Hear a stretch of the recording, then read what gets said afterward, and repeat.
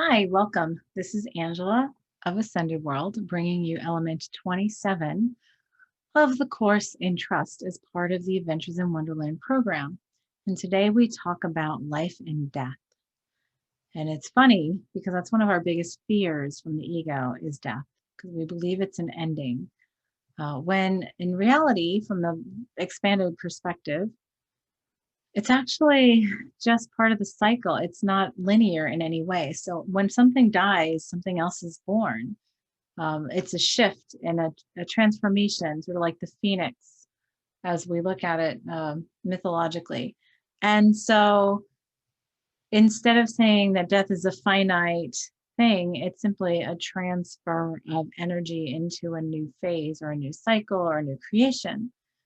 So we have that, we've created that as one of our biggest balance points within this multiverse of duality and triality, which is like saying to have life, you have to have death, and to have death, you have life, right? Or birth and life, death and birth, death and birth, birth and death. And it's a cycle because everything is born into something and then it dies and it graduates and evolves into something else or cycles around to something else.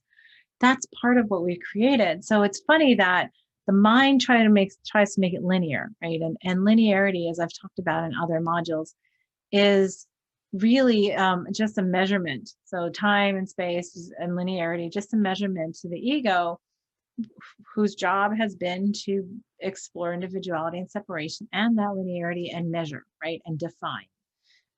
It thinks of it in this very definite standpoint. And when we talk about life and death of a person, of an animal, of something, of a job, of a relationship, of an era, right? We think of it as something that just dies, right? It's just sort of a stop point, but there's nothing that's a stop point. There's nothing that's truly a stop point in this multiverse because we've created as the basis for this multiverse energy. And energy, as we even know in the basic physics that we have, is that energy never goes away. It simply changes form, which in itself shows you that there's a cycle of life and death. Energy leaves something in a physical state and changes it into a different state, which then goes through a cycle in that state, and then it changes into another state.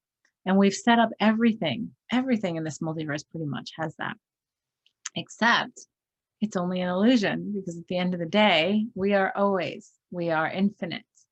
And we always exist, and there's always one moment, and that's it. And it's forever, right? So it's sort of a mind-blowing thing. But we get so stopped up in the idea of especially death. We're so afraid of the death of something that we care about, of someone that we care about. We mourn it, we grieve it, right? Relationships and jobs and situations, as much as even our pets, our kids, our parents, our spouses, people we know, like I said, eras, and even like things like, presidencies and like things like that. Beginning, we can think of them with beginnings and ends, which are the same as life and death, birth and death, birth, life, and death. But every time something ends, something else is beginning. So when we start to shift our perception to say, okay, well, this could be done. And so when we start saying, okay, let's look at life as we see it. So many see it in a very linear fashion. And when we look at life through the filter of linearity, right, it looks very finite. Okay, you're born, you live, and you die, which then creates fear from the ego of saying, okay, well, if that's all I have, then, and then I just go into oblivion or whatever, then I have to make the best of this and have to avoid dying at every cost and all that kind of stuff. But then we forget how to live in the process, right?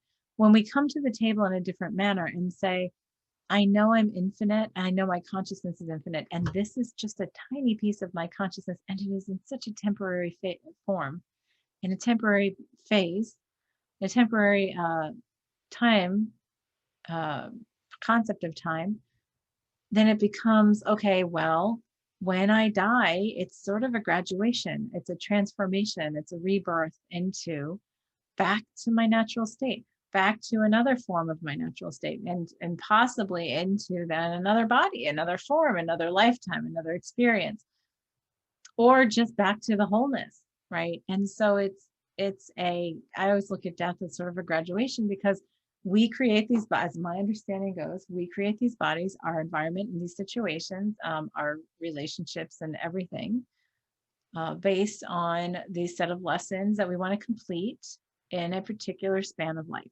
whether it's 5 years, 5 minutes, 50, or 120 years. It doesn't matter. We have chosen this before we embody, is my understanding. And we go through all this. And then when we're done with the lessons that we wanted to create in this meat jacket, in this environment of, in this form, in this way, then we die. And so it's a graduation, because it's like, oh, I'm done. I'm done with this set. Okay, done with this. So I'll move on to the next. So, I mean, I remembered a number of lives where I only not even lived to 18 years old, but yet they were very full, and there were some massive lessons that came from them.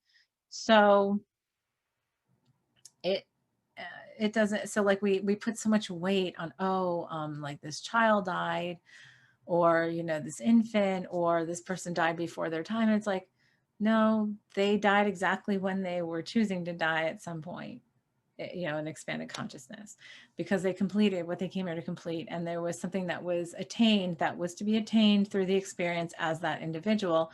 And so they were done. And when we start to see it that way, and like I said, it becomes more of a graduation, a celebration. And what we realize is that we're grieving or mourning from the ego.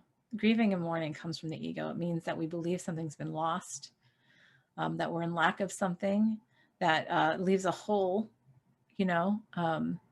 and it's not, I'm not judging it. I am not dissing it in any way. It's a natural part of our experience in this separation and form as we've chosen it, except it's to realize that it has nothing to do with the individual, because the individual themselves are in this place of freedom, of being done with this particular set of lessons. It's like, have you ever had, like, how about like somebody who's had a particularly challenging life or whatever, right? Even if they're only 10 years old. Have you ever had a day when you're like, I just dread this day. It's going to be so challenging, or it is really challenging. You have a lot of confrontation. You have a lot of something that really changes, that pulls the rug up from under your feet and all this kind of stuff. And then you get through that day, and then you go to bed and you're like, oh, that's over. Thank goodness. Often that's what we're like at the end of a lifetime. And I'm not saying that we're judging it, but we're like, oh, wow. Like, yeah, that was full. And wow, what a great set of lessons I set up. And it was challenging.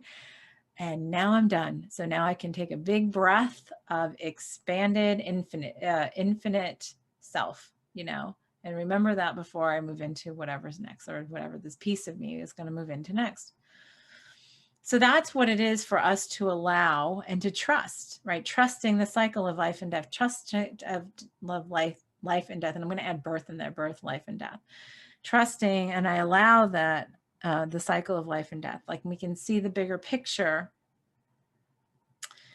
more easily, and that when we trust and allow it and thank it and have gratitude in that resolution and completion, embracing it, trusting that the cycle creates maximum joy in each moment, right? So say, okay, well, I'm just going to enjoy this set of lessons that I chose to create for myself in this life.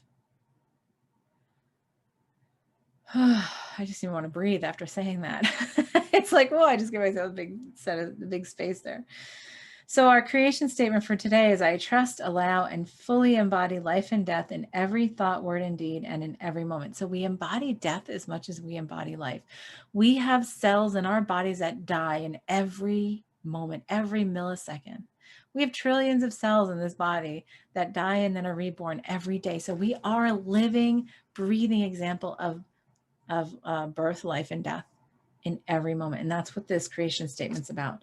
So I trust, allow, and fully embody life and death in every thought, word, and deed, and in every moment.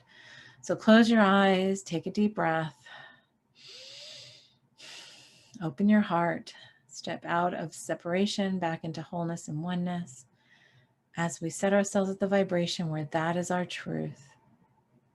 that is from where we exist, we experience, and create with love and joy.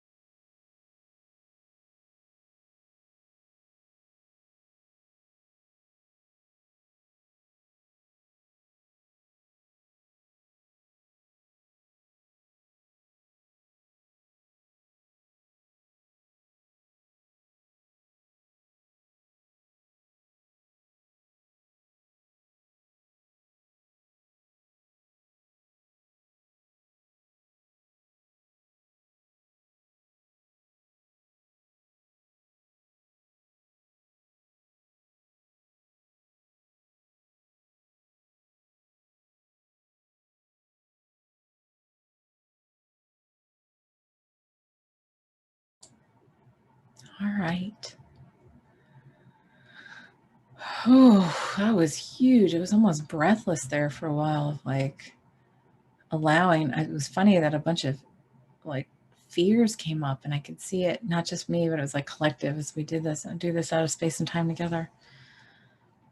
It was like fears and anxieties, and it was just like, okay, the first part of that was very, very intense, and then it calmed down a bit, opened up, heart opened up a bit. So our affirmation for today is, I trust and allow the cycle of life and death. That's an interesting and very a huge one. When we master that, it's pretty incredible. So that's it for today. Have a great one, and we'll see you at the next element, which is our last one for this course. So have a great one. Thanks. Bye.